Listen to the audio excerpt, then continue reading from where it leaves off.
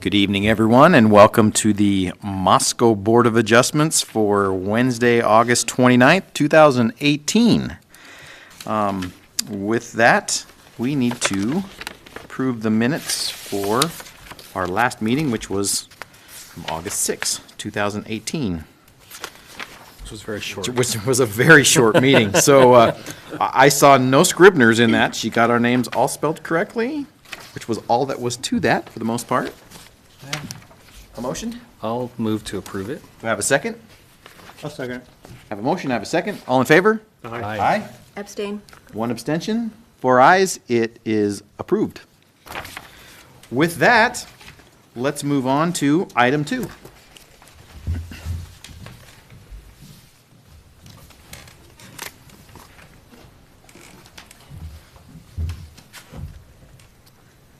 Good evening, board members. So before you this evening, we have a conditional use permit for a self-storage facility located at 209 Rodeo Drive. So the proposal is for a conditional use permit to construct a 42,410 square foot self-storage facility located at 209 Rodeo Drive. Units will vary in size from 5 by 5 up to 20 by 40. And here we have the site plan. You'll notice, so up here to the north is Rodeo Drive. You'll notice a 10-foot landscape buffer here on the eastern border between the motor business and the residential properties on this side. And this is just an elevation drawing. And the units here are similar to the ones built on Mountain View and White Avenue. They'll have the same elevations as those units. So the subject property is located within the motor business zoning district, where self-storage facilities are not permitted in the motor business zoning district unless allowed with a conditional use permit. And here's just a zoning map of the area. You can see that the subject property is located within the motor business district, with motor business districts also to the north and the south, and residential properties to the east. So just 2 corrections from the staff report that was issued. So the lot size is 90,300 square feet, just over 2 acres. And there's approximately 210 feet of frontage on Rodeo Drive.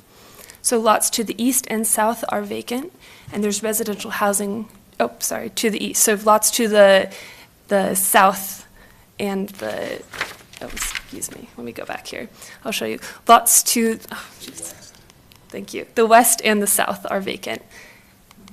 There we go. And then residential housing to the east. And there's a mix of residential and commercial uses in the area. Commercial uses are primarily auto-related. And here's just a short overview of some of the businesses in the area. To the north, there's University Auto Sales. Meineke Car Care Center is on the northwest corner of the block. There's a property management business on this side here, and to the south is Moscow Building Supply. So Chapter 2, Community Character and Land Use in the Comprehensive Plan, designates the subject property's future land use as auto-urban residential. Auto-urban commercial designated areas provide for commercial series and developments that are motor vehicle-oriented, or those which require large amounts of land. These lands should be located adjacent to existing commercial developments and along major arterials where vehicle traffic can be accommodated. Development within these designations should be required to provide significant landscaping, which would be applied to enhancing along the street edge, screening parking lots and buffering adjacent uses. Chapter 3, Community Mobility, identifies Rodeo Drive as a collector street. Rodeo Drive branches off from Highway 95, a national highway.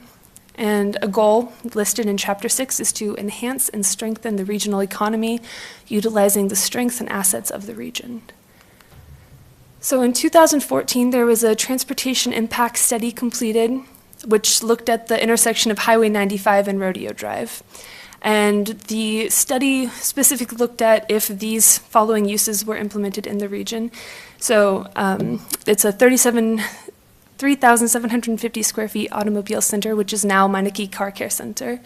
10 pumped gas station with convenience mark, 2 7,500 square foot mini storage units, 2,000 square foot veterinary clinic, 2,000 square foot fast food restaurant with a drive-through window, and 15,000 square foot general office building and a 25 recreational vehicle park. So all of that was considered, and with all of those uses, the study found that it would not adversely impact the existing intersection of Rodeo and Highway 95, such that a signalized intersection would be required.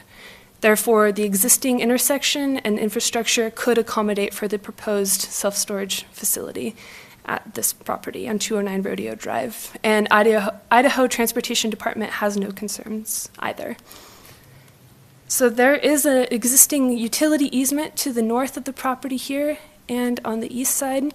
So it's 30 feet on the north, and it's also 30 feet on the east. However, it overlaps 10 feet on the eastern side to these residential properties here. So it's only a 20-foot overlap on the eastern side.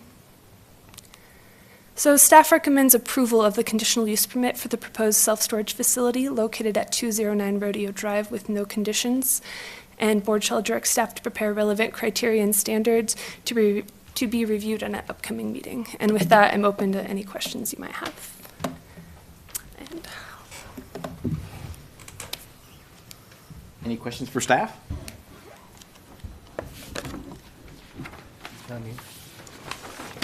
really? None. Wow. Okay. This seems pretty straightforward. Did you have something, Steve? No? No. Okay. Okay. No, Good. it's very Thank you. straightforward. Thank you.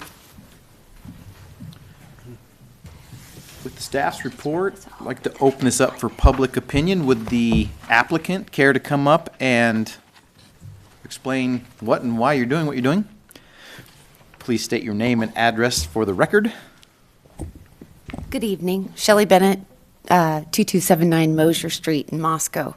I work for both the seller of the property and the buyer of the property, and when we first looked at putting self-storage there, we were unaware that you had modified the zone to require a conditional use permit. So we're here looking to provide some additional storage for Moscow's demand, which continues in the north part of town. So my client has developed some other property on the south side of town. It's doing really well. He wanted another project on the north. We thought, as we know, that commercial demand in our market is limited, especially for large locations like that.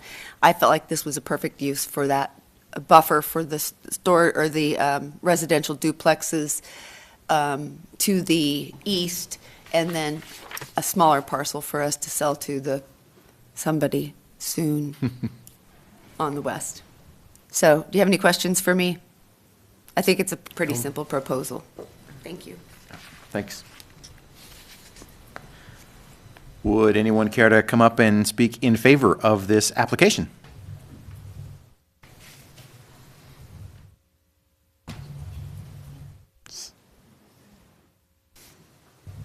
Are you allowed to ask questions from the podium? Sure. We'll let you do that. We actually just like having a crowd, so, you know.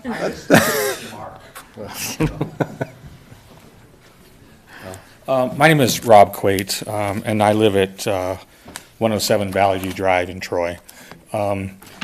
We, from the previous slide there, there's a row of 6 duplex lots, and my wife and I own those, so that's why we're here tonight.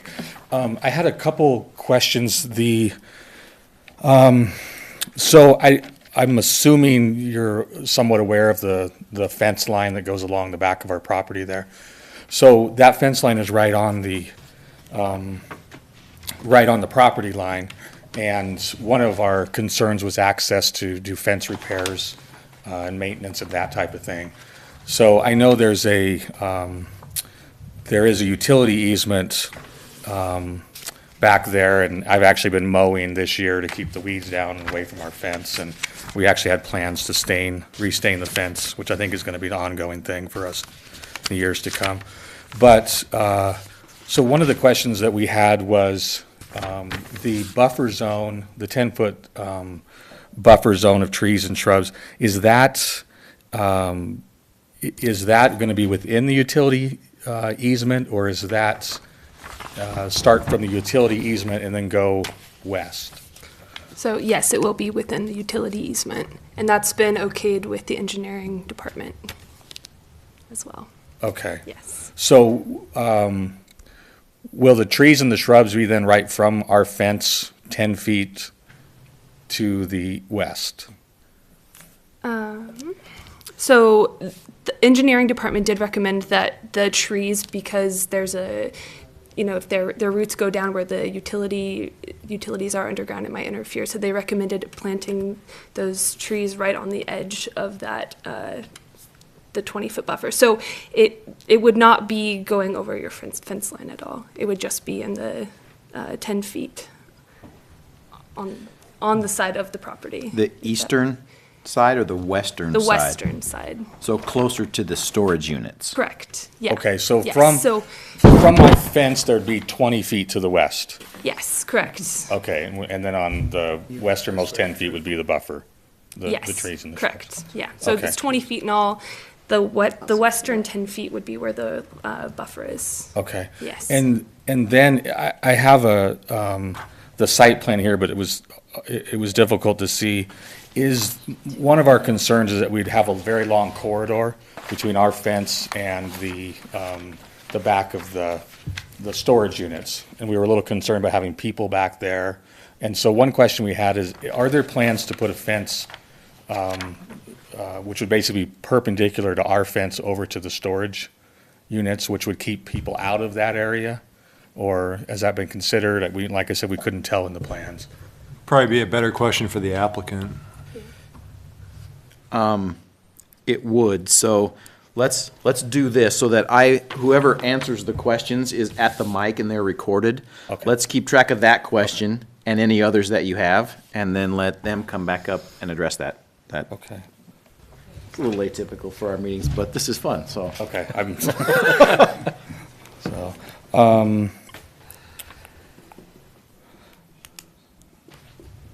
okay, and then one other question I had, just in general, what would be allowed without a conditional use permit in that zone? I can let them answer, but I would suspect that a lot of things could go there. And so I think this is relatively straightforward for the board without actually closing this and starting our debate, but you could end up with worse neighbors behind you. Well, I mean, that was one of our thoughts. right. And so we had questions, not necessarily here in favor or There- opposed, but we had some questions first. The list of uses is probably substantial because anything in motor business could go there, and then anything similar to what they're proposing that just needs a conditional use permit could go there. So those two options actually create a lot of options that could go on that side of the fence. Does staff have a more? Yeah, I mean, we can give you a rundown of the permitted uses, but typically it's a wide variety of commercial and residential uses that'd be allowed in motor business, ranging from, amusement and recreation facilities. So you could have bowling centers, dance halls, fitness centers, golf courses, movie theaters, stadiums, sports arenas. Then it runs through professional office type uses. Could potentially have a restaurant, bar, coffee, espresso stand, some limited manufacturing uses, and a wide variety of public institutional type uses, neighborhood centers, schools, daycares, and then retail, obviously, for commercial, and then storage services are obviously a conditional use permit. And vehicle and equipment sales are mostly permitted. Heavy equipment sales requires a conditional use permit. So, Mike, it's really just a wide variety of commercial. You mentioned residential. Would that include like multifamily or apartment type complexes, or not? It would. I mean, within motor business, you're required to have some commercial frontage. So if there was, right up against Rodeo Drive, say they put in some retail space, behind that, all residential uses would be permitted by right, so they could technically put apartment complexes behind that if they wanted to. There is an option for a conditional use permit for ground floor residential. So if you didn't have any frontage for commercial, you could apply for a conditional use permit to have residential on the ground floor up against the street frontage. board's processed a couple of those applications before, the most recent being out there on Farm Road by the movie theater, the old University Theater. Yeah, remember that? So that's in the motor business zone as well, so it'd be similar to that. But Does that help? Yeah, it does. Okay. Okay. So, all right, thank you.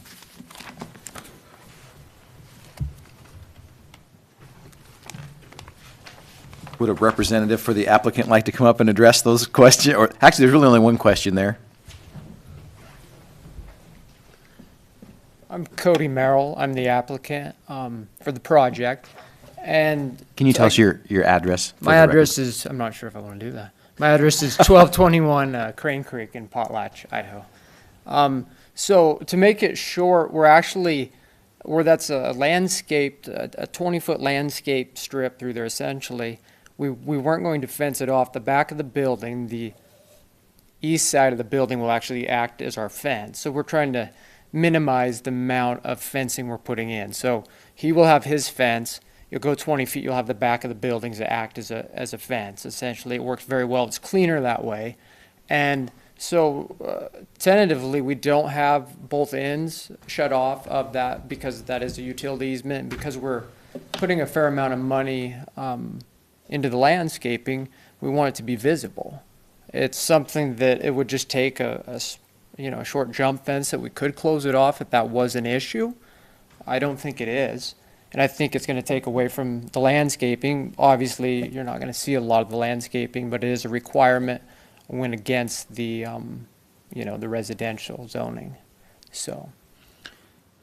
What about at the ends? Because now I have a question for you. At the ends of those, is the site on the, Leah, is the site on the site plan that we have? Is Yeah, that on the certainly. slide? Can we Yeah. show that so everyone can see what I'm about to ask?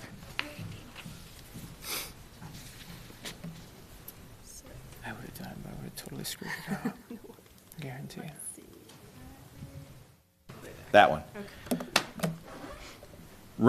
Running a fence line along the full length would be a considerable amount of fence, but running fence along the south and north ends to enclose that so we didn't leave an actual open alley? Sure, that's totally possible. And And that's then- what I was saying, that we would still just have the building act as the primary fence, so it's cleaner and there's no reason to.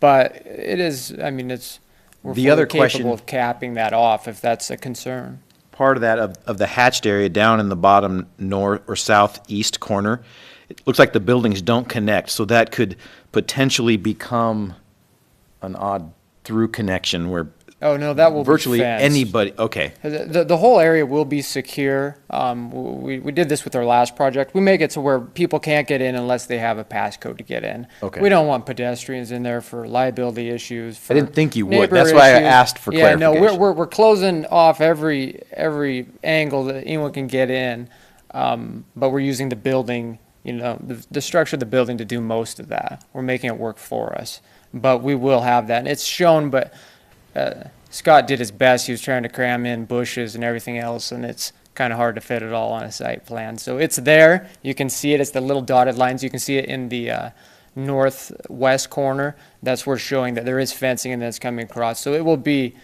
totally secure. The whole complex will. Okay. So, any other questions at all while I'm up here? No? Thank you. Okay, thank you.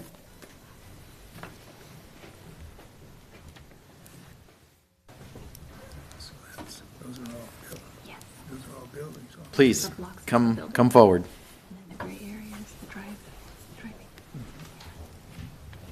Good evening. My name is Micah Russell. I live at 973 North Jefferson. I'm one of the tenants in these duplexes that abut the project. So the folks who live along this road that will be affected by the project, many have young families, and so my main concern tonight is around noise and light pollution. So one thing that we would ask the applicant is whether there will be lights at the back pointed into our backyards, which would essentially be pointed into our bedrooms. So that's something we want to avoid. And we also have a question about whether nighttime access to the facility is limited or not because of excessive noise, people coming in and out of their units, their storage units at night. So those are my questions, mostly with respect to lighting and nighttime access and noise. And finally, to follow up on the issue we were just discussing, I would encourage that alley to be gated or fenced in some way so we don't get pedestrian access behind the units and along our fence line. It's just a safety concern for us living there. I think that's all I have for you. Thank you for the opportunity. Thank you.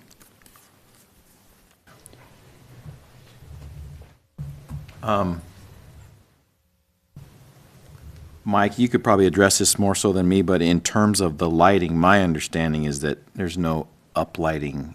I mean, city building department would cover that as part of plan review, would they not?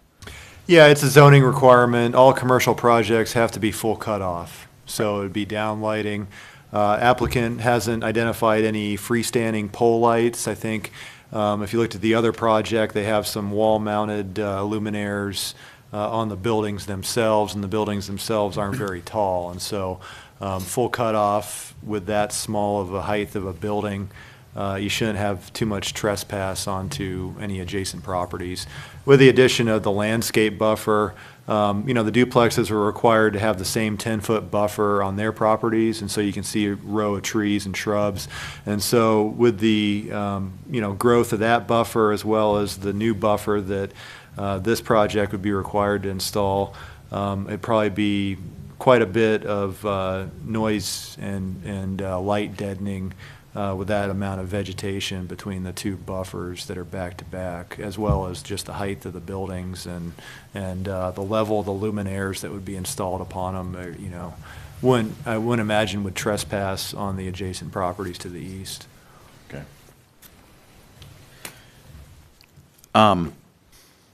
This has been an atypical meeting, but is there anybody else that would like to come up and make comments, either for or against this, or impartial to this application?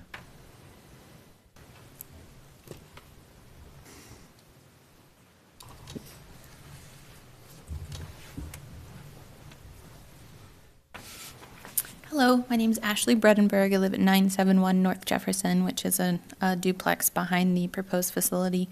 I have two main questions. The first is regarding the height of the buildings that will be adjacent to the fences. Can I ask that question? I believe the height is 8 feet. If I'm 9 feet, excuse me. 9 feet? Okay. Yeah. Okay. Okay. Okay. And the second question that I have, might I ask you to reconsider your design on the row of storage units that directly butts up to the fence at the very southern end? Is there a possibility that you could extend that row of buildings all the way to the end and put the gap on the other edge so that that gap in fencing isn't going into someone's backyard? Do you see what I'm asking there? Yes, it'll be fenced, but I still see potential, even if it's a chain link, for the back of a building would be better than a chain link fence for light pollution and other things to go into someone's backyard. That one duplex that has that gap. So if you extend that row of units all the way to the end and have the gap on the southern edge, then that would rectify that situation. Just bring that one row all the way down so that it's even among all duplex backyards.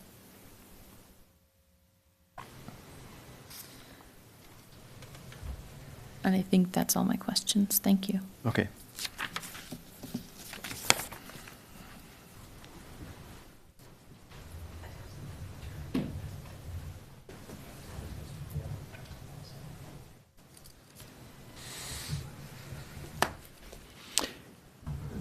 Who else would like to come up and talk about this application? Can I get a comment? You certainly may.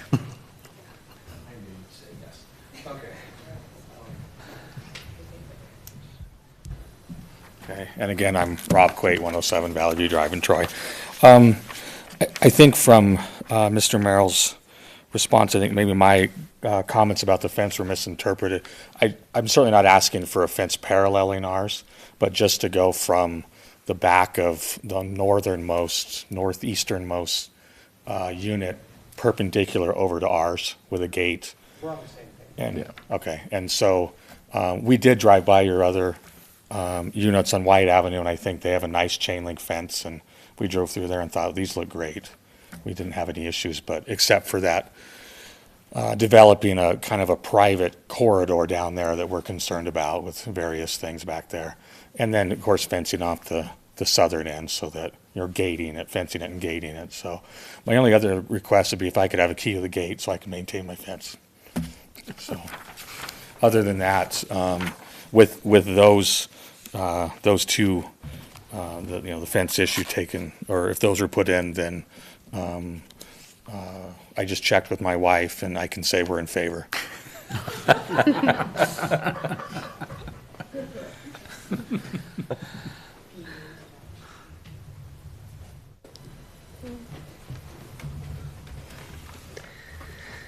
Cody, back again. I guess regarding the lighting, the lights that we currently have on our last project, they really are, they just shine down. They're expensive lights, and they're for that reason, so that it minimizes any reflection, and the city does a good job of regulating that, unfortunately, because they cost 10 times what the other lights cost. But there's a good purpose for it, and so I can assure you that they do work well.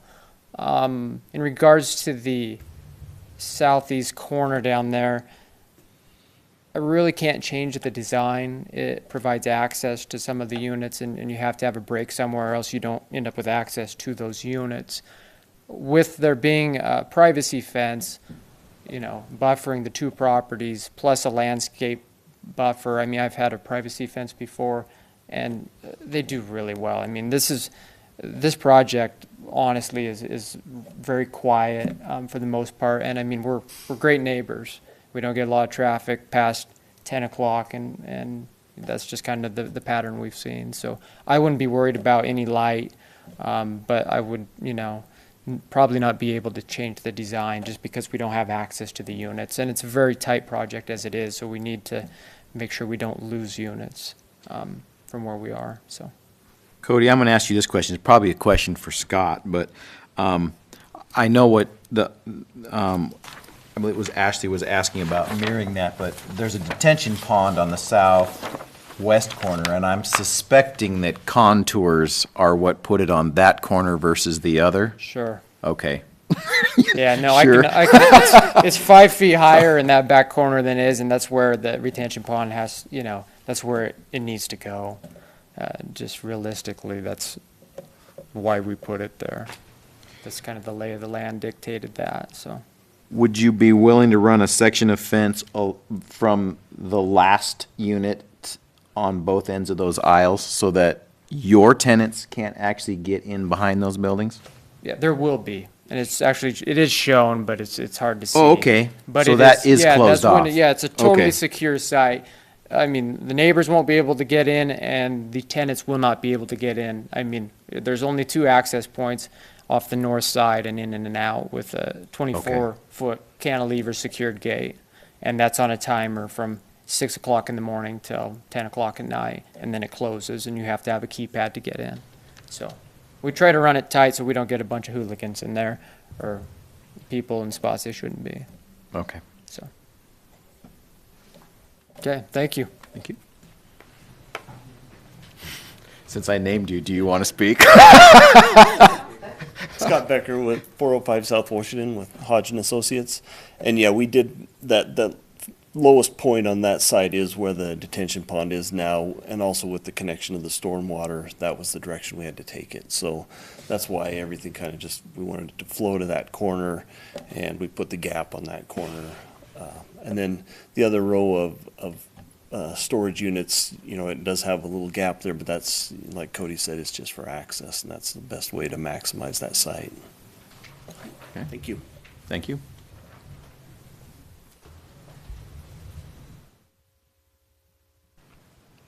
We've heard from most of the audience. Would anybody else like to come up and speak about this conditional use permit application?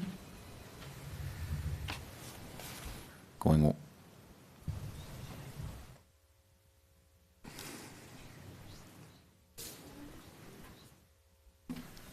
Ashley Bredenberg again. I would like to respectfully disagree that the light in that corner may not be a problem. Currently, as it is, we have an auto dealership across Rodeo Drive and down by Meineke, and the sign from that business shines into my bedroom window at night. I imagine if lights were in my backyard, literally, and even though they shine down and they're the expensive kind, that a fence butting up to a fence is not going to prevent light from coming into that person's bedroom window. I understand the grade or whatever needs to happen, but as I understand it, you could extend that row, get the equal or more units down that row, and put it on the other side if you did some extra construction. I know nothing about cost or projects or anything like that. I do agree that this is probably one of the better options for this use, being a neighbor. A fast food or gas station would probably be my worst nightmare, so I can't imagine living next to one of those. So on that condition, I am happy, except for that hole in the fence. Thank you.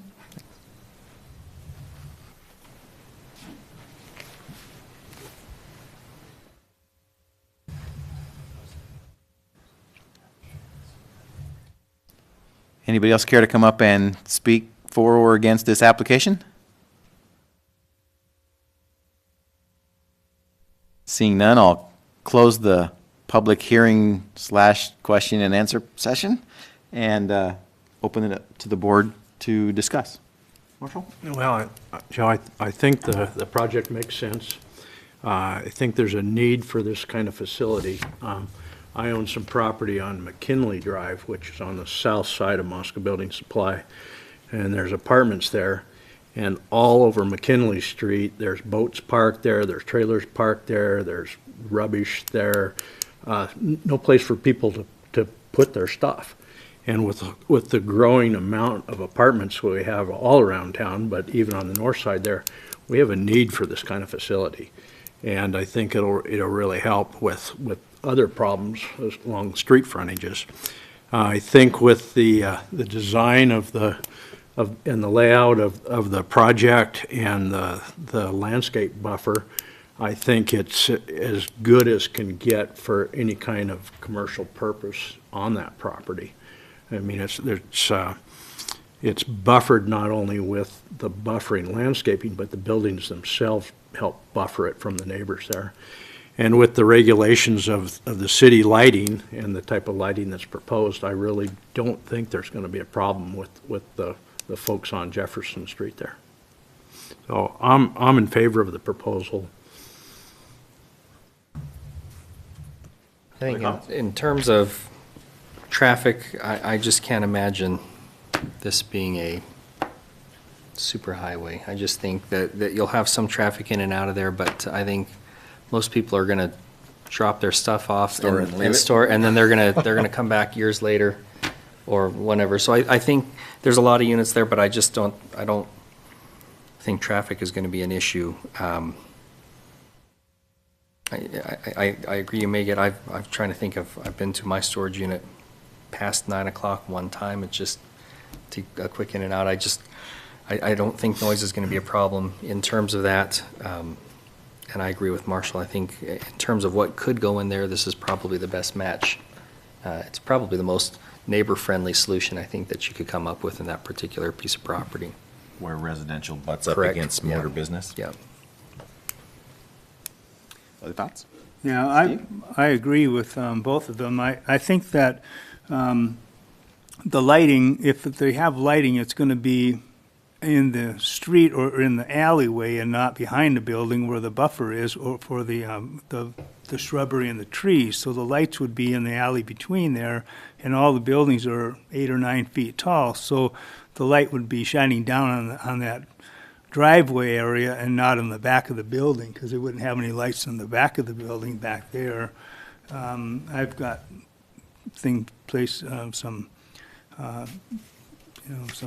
concerns with had some concerns with the fencing as was brought up, but I think that Cody was mentioning that it's going to be secure, and the area in the southeast corner that has a gap there, I understand that will be totally all closed in by fencing. So the people, the tenants inside this facility aren't going to be able to leave the facility on the back, along that corridor, and the people in the, the public isn't going to be having access around that fenced area. So it seems to me that it's going to be secure. It's going to be secure as a unit. So, and I think the city's requirement of putting the shrubbery along the east side is a good recommendation for a buffer. And Rob already has a fence along his property, so I think that it seems to be a pretty neighborly friendly type of project that they have for this motor visit project. So, and again, like Marshall says, I think there's quite a need for this type of storage unit facility. So in our town. Yeah. Well, I think it's a good idea, and especially because that neighborhood does have a lot of rental residential, and it's good to have these sorts of facilities spread out around the town so that ideally you could get someplace pretty near your house to keep those things that you only use seasonally or that you just can't make a decision about. And we all have those things. Also, regarding the light pollution, it seems like there's an existing light pollution issue that I don't know whether it would be exacerbated or not, but there are solutions available such as blackout curtains, because because of the specific positioning of a specific window, it doesn't, some light is coming in. I'm sure that there are fixes out there that wouldn't require modification of the plans, since they are in compliance with the city code.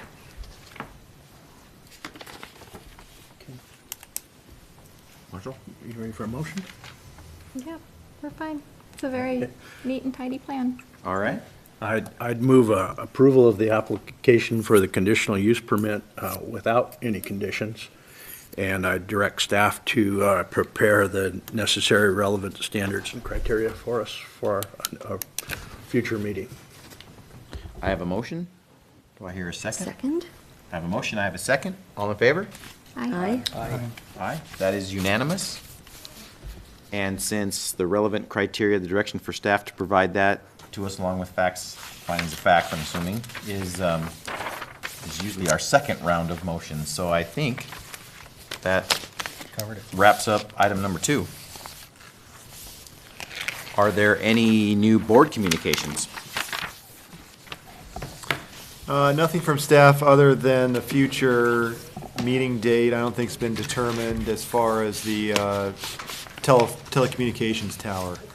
Okay. So that one's been postponed. There was an item that needed to be submitted within a 60-day window, and so they'll need to complete that, and so they're in the process of that right now. And so that one's still upcoming, but as soon as they submit that documentation, we'll get it noticed. So We need to plan I was going to say, what about time for the next one? I know we're the middle to almost the end of this week, and Monday's a holiday, and the beginning of the month is usually busy. Ann, how? Wednesday the 5th? I'm available. Is Wednesday the 5th, or is it the 6th? Yeah, Wednesday's the 5th. Yeah, totally. 5:30?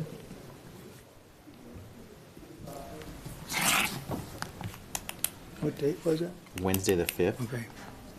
Week from today. I won't be there, but I don't have my phone with me. am not sure, but if the other 4 can, we would have a quorum. I'm on speed dial for my daughter having a baby, so may or may not be there. Any date we have next week could be a maybe for you, right? I have a conflict that night. We have 2 for sures and 2 maybes that are conflicting, so that probably is not a good date then. When's the room available? Next. We've got a council meeting on Tuesday, but can we do it right before? How about Thursday? Further into the week is better for me.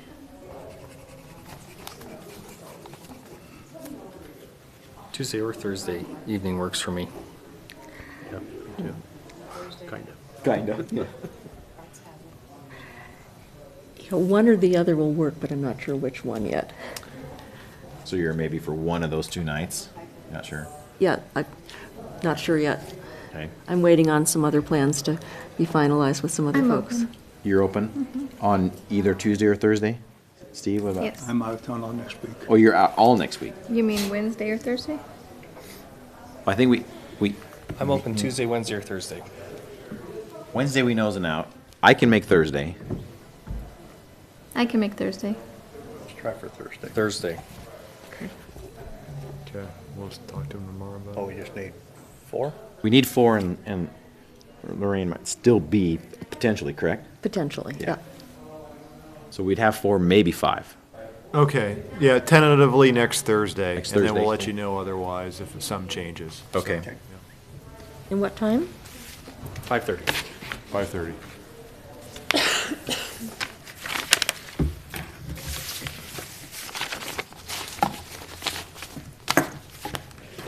All right. Any other business? All right. Does the city have anybody that, I know Jerry just got his new job position and retired from our board just within the last week, but do you guys have anybody that you have potentially wanting to sit in a chair?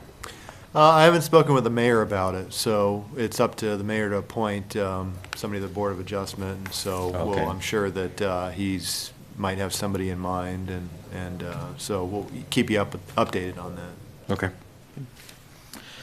Have a motion to adjourn. I'll move that. I have a motion. Do I have a second? Lots of seconds. Lots of seconds. All in favor? Aye.